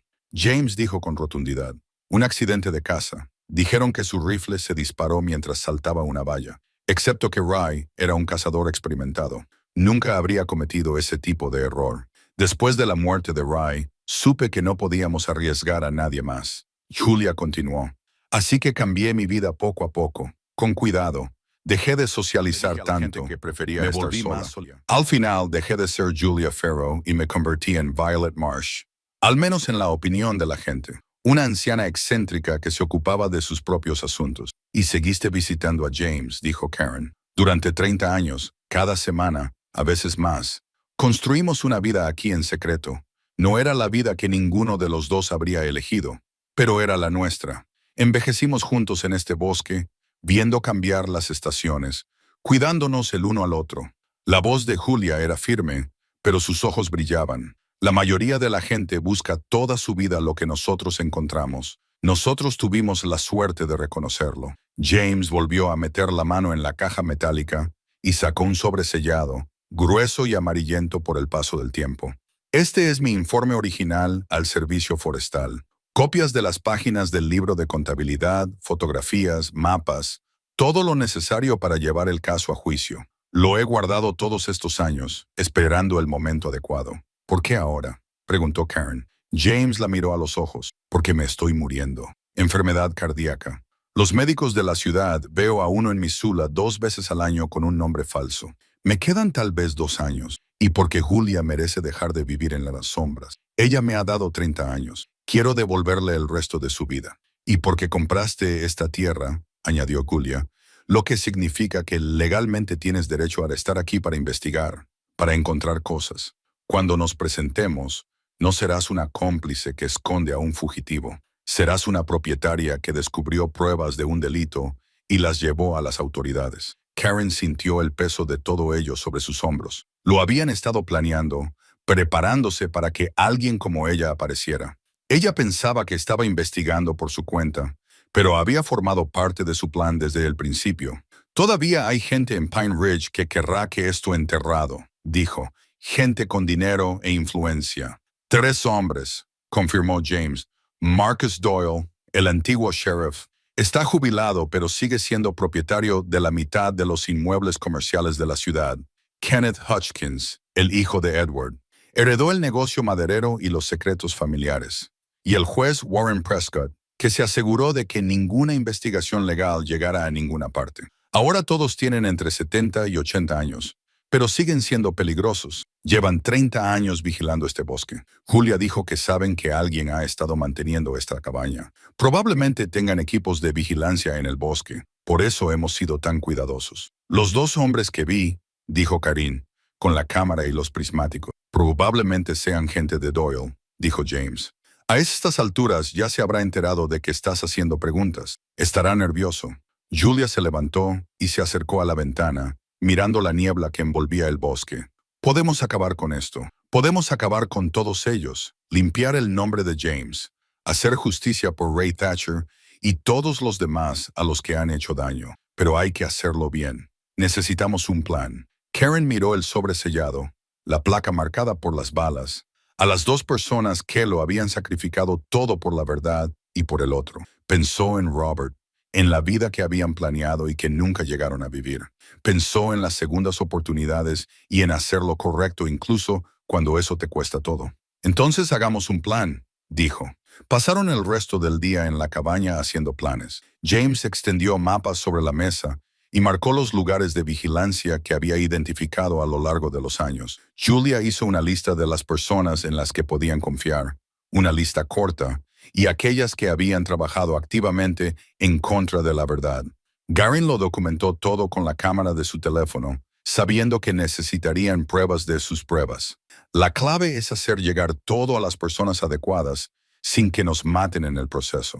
James dijo, no podemos entrar así como así en la oficina del sheriff de Pine Ridge.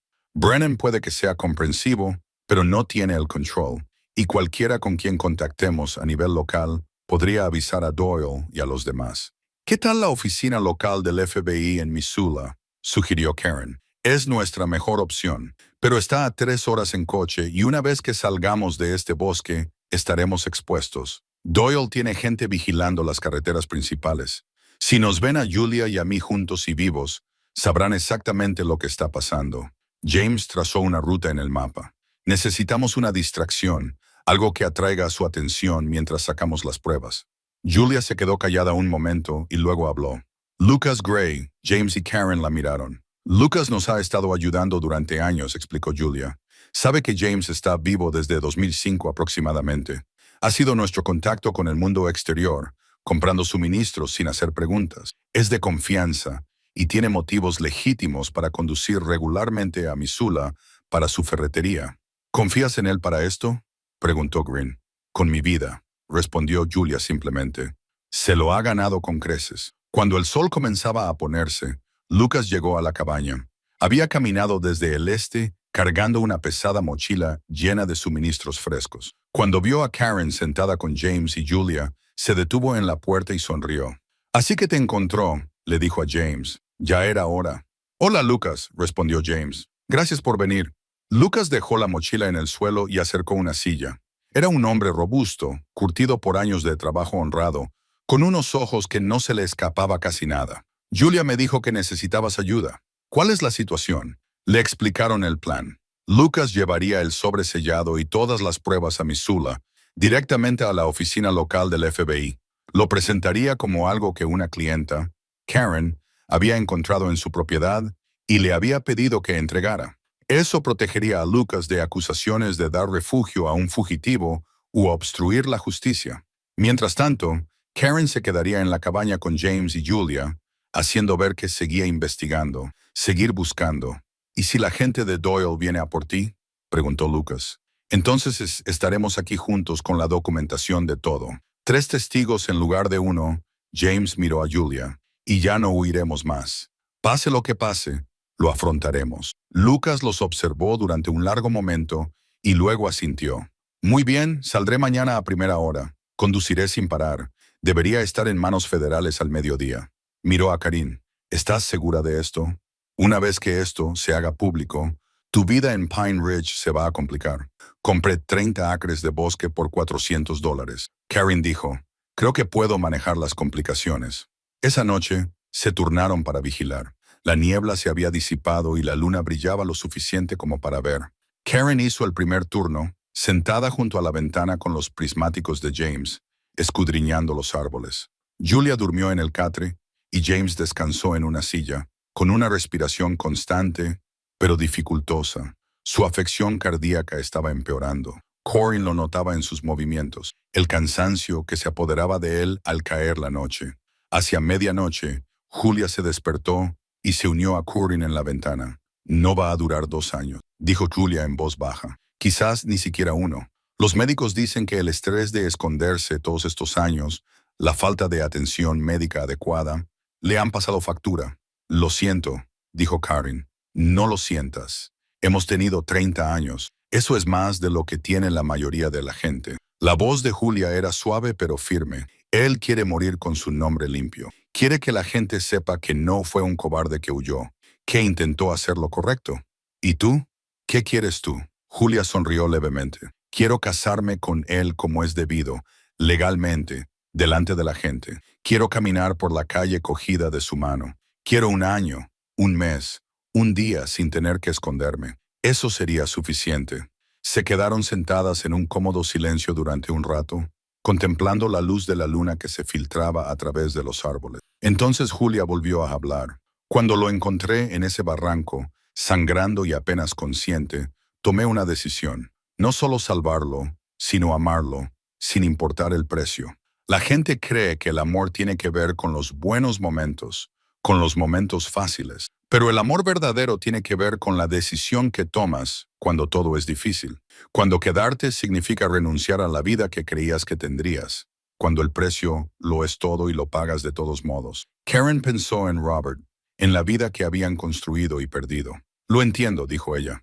Sé que lo haces. Por eso supe que eras la persona adecuada. Lucas se marchó antes del amanecer, llevando consigo el sobre sellado y copias de todo lo que habían documentado. Le dio la mano a James, abrazó a Julia y le dijo a Karen que la llamaría al móvil en cuanto llegara a la oficina del FBI, suponiendo que para entonces tuviera cobertura. Después de marcharse, comenzó la espera. James comprobó y volvió a comprobar las defensas de la cabaña, asegurándose de que las contraventanas se pudieran cerrar desde dentro y de que tuvieran provisiones suficientes por si tenían que encerrarse. Julia revisó las pruebas una vez más, asegurándose de que no se les hubiera pasado nada importante. Karin bajó a su campamento para recoger el resto de su equipo. La mañana era clara y fría, con escarcha brillando en las agujas de los pinos. Cuando llegó a su tienda, descubrió que la habían registrado, no saqueado, sino revisado cuidadosamente. Su saco de dormir estaba abierto, el contenido de su mochila reorganizado, las páginas de su diario dobladas como si alguien las hubiera fotografiado. Lo sabían. La gente de Doyle sabía que ella había encontrado algo. Estaban buscando las pruebas, tratando de averiguar cuánto había. Borró su campamento y no dejó rastro. Mientras caminaba de vuelta hacia la cabaña, tuvo la clara sensación de que la observaban. No corrió, no dejó entrever que se había dado cuenta, pero varió su ruta y dio 2 vueltas para asegurarse de que no la seguían. Cuando llegó a la cabaña, James le echó un vistazo a su cara y supo que habían estado en su campamento. Dijo, «Alguien ha estado aquí. Lo han registrado todo». James se acercó a la ventana y escudriñó el bosque con su mirada experta. «Están desesperados. Eso significa que Lucas les tiene preocupados. Saben que algo está pasando, pero no saben qué. La tarde transcurrió lentamente. No había cobertura. No había noticias de Lucas. Se turnaron en la ventana, observando, esperando. James enseñó a Karen algunas de las señales que había desarrollado a lo largo de los años. Cantos de pájaros que significaban peligro. Disposiciones de piedras que marcaban caminos seguros. Habilidades de supervivencia aprendidas a lo largo de 3 décadas de escondite.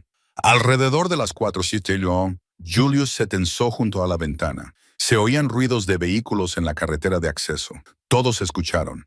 El rugido lejano de motores, varios vehículos, y luego silencio cuando los motores se apagaron. ¿Cuántos?, preguntó James. Al menos 2, tal vez 3.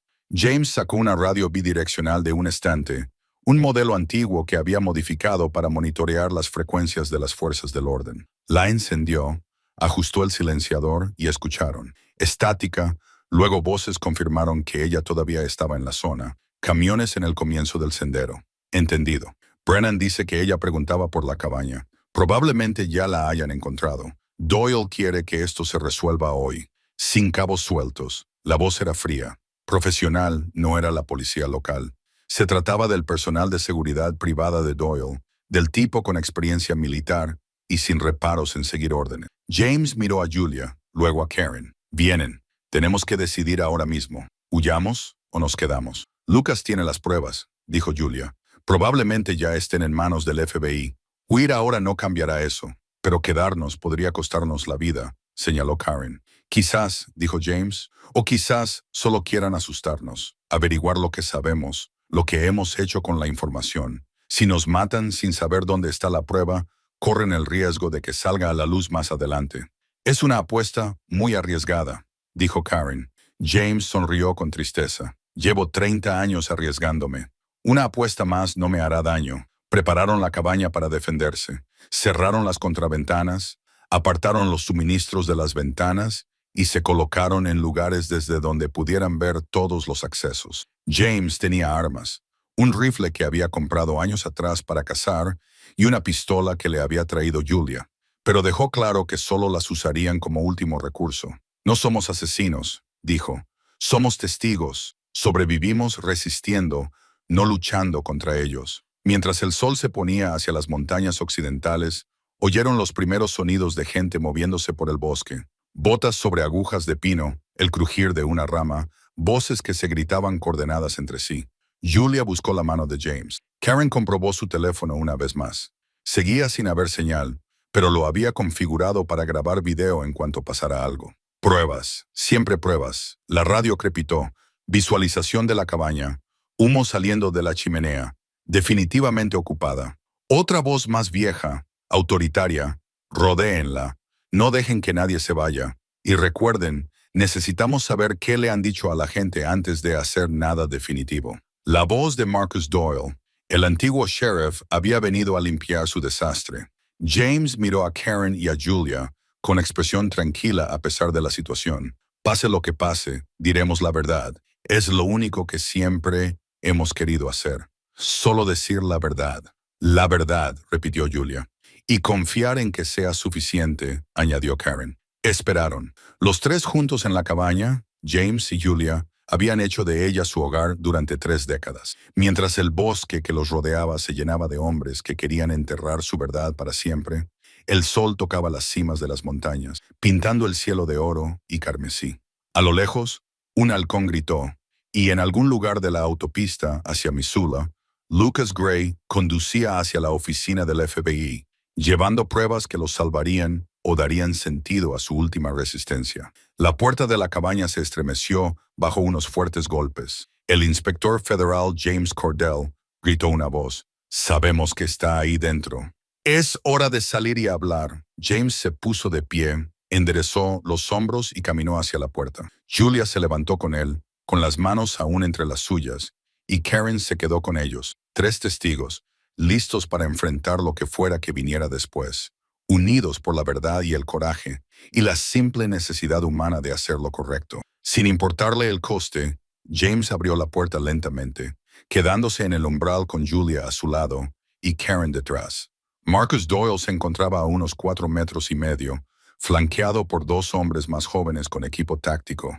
Doyle tenía más de 70 años, pero la edad no lo había suavizado. Tenía el porte de un hombre acostumbrado a que le obedecieran, acostumbrado a salirse con la suya. James Cordell, dijo Doyle, con una mezcla de sorpresa y algo más oscuro en su voz. Maldita sea. Todos pensábamos que estabas muerto. Te aseguraste de que todos lo pensaran, respondió James con serenidad. Tú y Carl Reynolds. Carl lleva muerto 10 años. No puedo responder por lo que hizo o dejó de hacer. Los ojos de Doyle se posaron en Julia y Violet Marsh. O debería decir Julia Farrow. Siempre me has intrigado. ¿Cómo cambiaste después de la desaparición de Cordell? ¿Cómo te encerraste en ti misma? Sonrió sin calidez. Lo has estado escondiendo todo este tiempo. Lo he estado protegiendo, dijo Julia. De gente como tú. Doyle señaló a los hombres que lo acompañaban. Estos caballeros son seguridad privada. Trabajan para mí y para otros ciudadanos preocupados que quieren mantener la reputación de Pine Ridge. No podemos permitir acusaciones infundadas sobre operaciones madereras de hace décadas que perturban nuestra comunidad. Robo de madera, dijo Karen, dando un paso adelante. Tierras federales, millones de dólares. Eso no es una acusación infundada, es un hecho documentado. La atención de Doyle se centró en ella. Señorita Vale, ha estado muy ocupada desde que compró esas tierras, haciendo preguntas, husmeando donde no le incumbe. Fue una tontería. Esta propiedad es mía, dijo Karen. Todo lo que hay en ella me pertenece, incluido cualquier cosa que encuentre aquí. ¿Ha encontrado algo interesante?, preguntó Doyle, con un tono aparentemente casual. James levantó la mano, impidiendo que Karen respondiera. Ha venido aquí para averiguar lo que sabemos y dónde están las pruebas. Le ahorraré la molestia. Todo, el libro de contabilidad, mi informe federal original, las fotografías, los documentos, ya está en manos del FBI. Llegas demasiado tarde. La expresión de Doyle se endureció. Estás fanfarroneando. Lucas Gray se marchó al amanecer. Julia dijo que probablemente se esté reuniendo con los agentes federales en este momento, dándoles todo. Nombres, fechas, ubicaciones, toda la operación detallada. Uno de los guardias de seguridad habló por la radio. Comprueba dónde está Gray. Averigua dónde está. Escuchó la respuesta y su rostro se tensó. Jefe, no pueden localizarlo. Su camioneta no está en su tienda. Y su esposa dice que se fue temprano esta mañana a Missoula. Doyle apretó la mandíbula. ¿Hace cuánto? James miró su reloj. 8 horas, incluso contando las paradas. Lleva horas en Missoula. Los investigadores federales probablemente ya estén revisando las pruebas. Podemos dar el aviso, sugirió uno de los guardias de seguridad. ¿Y qué haríamos entonces?, preguntó James. ¿Agredir a un civil en una carretera pública? ¿Robar pruebas de una oficina local del FBI? Tú eres un antiguo agente de la ley, Doyle. Sabes cómo funciona esto. Una vez que el FBI tiene pruebas federales de un delito federal, no hay forma de volver atrás. Doyle se quedó en silencio, pensando. La radio crepitaba con las últimas noticias. Se había alertado al departamento del sheriff. Se estaban enviando vehículos, pero por las conversaciones se notaba que estaban desorganizados, reactivos en lugar de proactivos. Te has arruinado por nada, dijo finalmente Doyle. Esa investigación se cerró hace 30 años. Los implicados están muertos o moribundos. ¿A quién vas a procesar? ¿Qué justicia vas a conseguir? Vamos a limpiar el nombre de James, dijo Julia con firmeza. Vamos a contar la verdad sobre lo que pasó, sobre la corrupción, el encubrimiento, los asesinatos disfrazados de accidentes. Ray Thatcher se lo merece. El periodista que murió se lo merece. Todos los que fueron silenciados se merecen la verdad.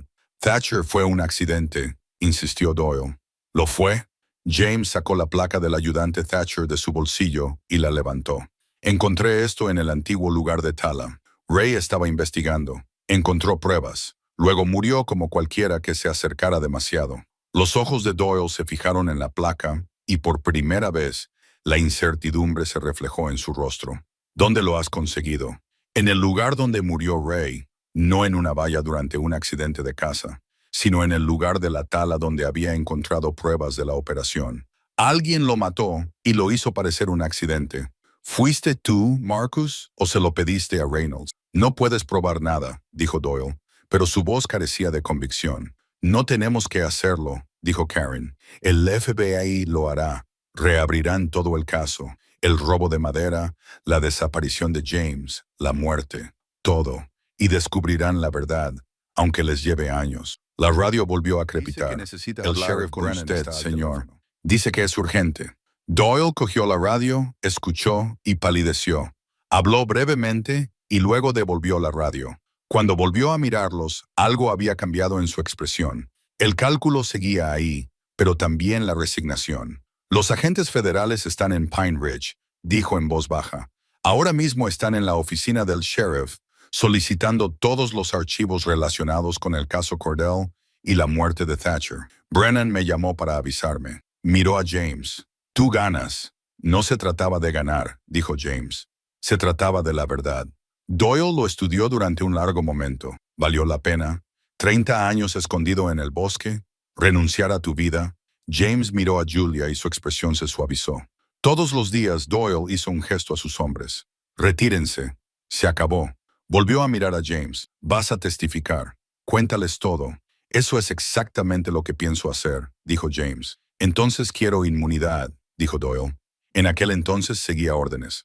Carl Reynolds dirigía la operación. Yo solo protegías tu inversión, intervino Julia. Tenías acciones en Hutchins Lumber. Te beneficiaste económicamente del robo. No finjas que eras un espectador inocente. El rostro de Doyle se endureció. No puedes probar eso.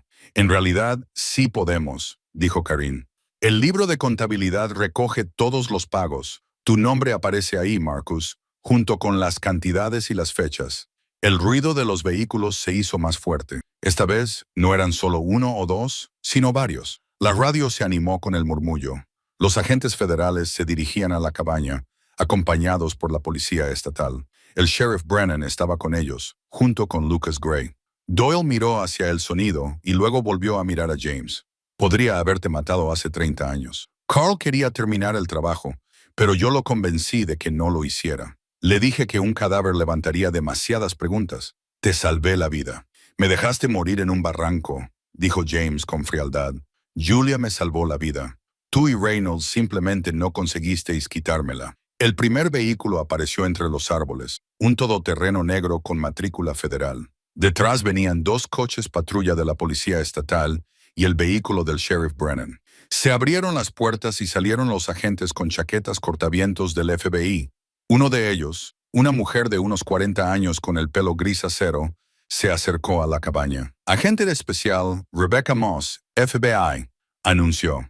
Busco a James Cordell y Julia Farrow. James dio un paso adelante. Soy James Cordell, inspector forestal federal, desaparecido desde septiembre de 1995.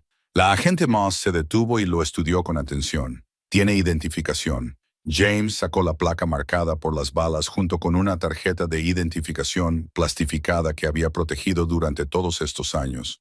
Moss examinó ambos documentos, comparando la foto con el hombre que tenía delante. A pesar del paso del tiempo, el parecido era evidente. Sir Cordell, necesito que venga con nosotros. Tenemos muchas preguntas. Tengo muchas respuestas, respondió James. Pero primero necesito saber si Lucas Gray entregó el paquete con las pruebas. Sí, lo hizo. Por eso estamos aquí. El contenido es muy explosivo. Si se verifica siquiera la mitad de lo que hay ahí, este será uno de los mayores casos federales de robo de madera en la historia de Montana. Moss miró a Doyle. Marcus Doyle, el antiguo sheriff Doyle, corrigió. Señor, necesito que usted también venga con nosotros. Tenemos preguntas sobre su participación en los acontecimientos de 1995. No diré nada sin mi abogado, dijo Doyle. Está en su derecho, asintió Moss, pero va a venir con nosotros. Los agentes de la policía estatal se adelantaron y el personal de seguridad de Doyle retrocedió, dejando claro que no iban a interferir con los agentes federales. Doyle fue colocado en uno de los vehículos patrulla, con expresión impasible. El agente Moss se volvió hacia James y Julia. Necesitaremos declaraciones formales de ambos. Y de usted, señorita Karen Ball. Yo soy la propietaria de esta propiedad. Yo fui quien encontró las pruebas iniciales. Entonces también necesitaremos su declaración. Moss miró la cabaña. ¿Es aquí donde ha estado viviendo, señor Cordell? Durante 30 años, confirmó él. Julia me traía provisiones. Lucas Gray me ayudaba cuando podía. Me mantuvieron con vida y guardaron el secreto. ¿Por qué no lo denunció antes? James la miró a los ojos. Porque las personas que intentaron matarme tenían poder y contactos, porque no sabía en quién confiar, porque cuando pasaron los años suficientes había construido una vida aquí con Julia, y porque sabía que, tarde o temprano, alguien descubriría la verdad. Miró a Karen, solo que no sabía que tardaría tanto. Lucas salió de uno de los vehículos con una amplia sonrisa. Te dije que lo conseguiría, le dijo a James. Nunca dudé de ti, respondió James estrechándole la mano. Gracias, viejo amigo. El agente Moss organizó la escena de manera eficiente. Se pidió a James y Julia que reunieran los objetos personales que necesitarían durante los próximos días. Karen recogió su documentación, sus fotografías y su diario. La cabaña fue presentada como escena del crimen. Las pruebas debían recogerse y catalogarse adecuadamente. Mientras se preparaban para partir, Julia miró hacia atrás por última vez. 30 años, susurró. Es extraño marcharse por fin. James la rodeó con el brazo. No nos marchamos, avanzamos juntos bajo la luz del sol en lugar de entre las sombras. Bajaron del bosque en una caravana de vehículos, dejando atrás la cabaña que había sido su hogar, su prisión y su refugio. Cuando llegaron a la carretera de acceso, el sol se estaba poniendo, pintando el cielo de tonos naranjas y dorados. Karen viajaba con el agente Moss, respondiendo a preguntas preliminares sobre cómo había encontrado la brújula, las fotografías y el mapa. A través de la ventana, observaba a James y Julia en el vehículo de delante, sus perfiles recortados contra la luz moribunda. Después de 30 años escondidos, por fin volvían a casa. La verdad había salido a la luz. La justicia, largamente retrasada, por fin avanzaba. Y 3 personas que habían comenzado como extraños se habían convertido en algo más, testigos del valor de los demás, defensores de una verdad que otros habían intentado enterrar. El bosque detrás de ellos permanecía en silencio en la oscuridad creciente, sin guardar más sus secretos. 3 meses después, Karen estaba de pie en el porche de su nueva cabaña, observando la primera nevada de la temporada caer entre los pinos. La estructura era sencilla pero sólida, construida en el extremo sur de su propiedad, donde el terreno era llano y el sol brillaba por las mañanas. Lucas había ayudado con el trabajo pesado y varias personas del pueblo se habían ofrecido como voluntarias una vez que toda la historia se hizo pública. La investigación federal había avanzado rápidamente una vez que tuvieron las pruebas en sus manos. El libro de contabilidad, el informe original de James y el testimonio de múltiples testigos habían sido suficientes para acusar a 3 hombres: Marcus Doyle, Kenneth Hutchins y el juez Warren Prescott. Todos esperaban juicio por cargos de conspiración, fraude y obstrucción a la justicia. Se estaban considerando cargos adicionales relacionados con la muerte de Ray Thatcher. Aunque era difícil probar un asesinato después de 30 años, Carl Reynolds no podía ser procesado. Había fallecido una década antes, pero su nombre había sido eliminado oficialmente del cuadro de honor del departamento. Su pensión había sido revocada a título póstumo y los fondos se destinaron a una beca en nombre de Ray Thatch. James Cordell había sido reincorporado oficialmente como inspector forestal federal con el pago íntegro de los salarios atrasados y las prestaciones. El Servicio Forestal había emitido una disculpa formal por los fallos institucionales que habían llevado a su desaparición. Sus prestaciones médicas ahora cubrían el tratamiento cardíaco que necesitaba. Y el médico dijo que, con los cuidados adecuados y menos estrés, podría tener 5 años en lugar de 2. Julia finalmente había podido dejar de fingir ser Violet Marsh, aunque la mayoría de la gente del pueblo todavía la llamaba por ese nombre por costumbre. Ella y James se habían casado en una pequeña ceremonia en el juzgado del condado con Karen y Lucas como testigos. El juez, No Prescott, que había sido arrestado, sonrió al declararlos marido y mujer. Más vale tarde que nunca, dijo. Ahora vivían en la casa de Julia, donde ella había pasado 30 años fingiendo ser una viuda solitaria. James se estaba acostumbrando poco a poco a estar de nuevo rodeado de gente, aunque seguía prefiriendo la tranquilidad y la soledad. Él y Julia daban paseos diarios por el pueblo, sin ocultar ya su relación. Algunas personas los miraban fijamente, otras susurraban, pero la mayoría se limitaba a saludar respetuosamente con la cabeza y seguir con sus quehaceres. Pine Ridge se había dividido tras las revelaciones. Algunos residentes estaban enfadados porque la reputación de su pueblo se había visto mancillada. Otros se sentían aliviados de que los viejos secretos hubieran salido finalmente a la luz. La generación más joven lo veía principalmente como la confirmación de lo que siempre habían sospechado, que los líderes del pueblo no siempre habían sido tan honorables como afirmaban. El restaurante Timber Lodge se había convertido en un lugar de reunión improvisado para debatir sobre el caso. Garin había escuchado más de una conversación sobre cómo la corrupción podía arraigar en cualquier lugar, cómo la gente corriente a veces miraba hacia otro lado ante la injusticia porque era más fácil que plantar cara. El sheriff Tom Brennan había concedido una entrevista televisada en la que admitía su papel en la búsqueda inadecuada de 1995. Era joven y seguía órdenes, pero el ayuntamiento le había pedido que se quedara. A veces, lo mejor que podemos hacer es aprender de nuestros errores y mejorar, había dicho el presidente del consejo. Se había erigido un monumento en memoria del ayudante Raymond Thatcher en la plaza del pueblo. La placa decía: eligió la verdad por encima de la comodidad, el coraje por encima de la sumisión. Honremos su memoria haciendo lo mismo. Julia había llorado cuando lo descubrieron y James se había quedado a su lado con la mano en su hombro. Ambos pudieron finalmente llorar públicamente por un hombre que intentó hacer lo correcto. La atención de los medios de comunicación había sido intensa durante el primer mes. Periodistas de todo el estado acudieron a Pine Ridge en busca de entrevistas y fotografías. Karen había concedido exactamente una entrevista a un periódico local en la que había destacado que ella solo había sido alguien que había comprado unas tierras y había seguido las pistas que le habían llevado hasta allí. James y Julia son los verdaderos héroes, había dicho.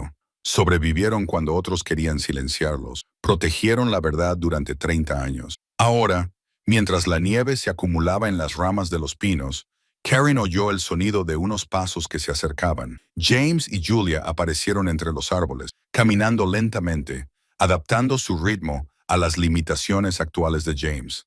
Él tenía mejor aspecto que 3 meses atrás, menos atormentado, más en paz. Trajimos el almuerzo, anunció Julia, sosteniendo una canasta. Pensamos que podríamos comer en tu nuevo porche. Se acomodaron en las sillas que Karen había construido y compartieron sándwiches y café mientras observaban la nieve. El bosque era hermoso en invierno, pensó Karen. Tranquilo, limpio y honesto, a su manera. He estado pensando en la cabaña, dijo James, la que habitamos todos esos años. El FBI te la devolvió como propietaria. ¿Qué quieres que haga con ella?, preguntó Karen. James y Julia se miraron. Quédatela, dijo Julia. Manténla. Fue nuestro hogar durante mucho tiempo. Y tal vez algún día, cuando ya no estemos, pueda ser un recuerdo, no de escondite o miedo, sino de amor, de lo que las personas hacen unas por otras cuando es necesario. Karen asintió. Puedo hacerlo. Se quedaron sentados en un cómodo silencio durante un rato, 3 personas unidas por las circunstancias y la elección. Karen pensó en cómo había comprado ese terreno por $400, con la intención de construir una sencilla casa y llevar una vida tranquila. En cambio, había encontrado un misterio, descubierto una conspiración y ayudado a hacer justicia a personas que habían esperado 30 años para ello.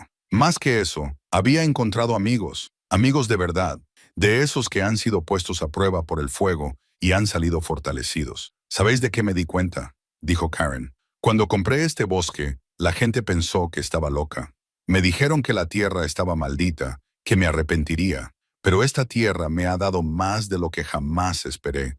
No solo un hogar, sino un propósito, una conexión, la oportunidad de hacer algo importante. $400, dijo Julia sonriendo. La mejor inversión que has hecho nunca. La mejor inversión que hemos hecho todos, coincidió James. Tú tienes una granja. Yo he recuperado mi nombre. Julia ha dejado de esconderse. Y todos hemos visto cómo se hacía justicia. La nieve seguía cayendo, cubriendo el bosque de blanco. A lo lejos, un halcón chilló y su grito resonó entre los árboles. El sol atravesó las nubes por un instante, iluminando el claro con una luz dorada. Karen miró a sus amigos, a la cabaña que había construido, al bosque que había guardado sus secretos hasta que alguien fue lo suficientemente valiente como para descubrirlos. A veces, las mejores cosas de la vida llegan cuando ya no tienes nada que perder. A veces, un pedazo de tierra maldita resulta ser exactamente lo que necesitas. Y a veces, con $400 puedes comprar algo más que una propiedad. Puedes comprar la verdad, la justicia y el tipo de amistades que duran toda la vida. Levantó su taza de café por las segundas oportunidades. dijo. James y Julia levantaron las suyas por las segundas oportunidades. Repitieron, y el bosque que los rodeaba, finalmente libre de la carga de sus secretos, se instaló pacíficamente en el invierno.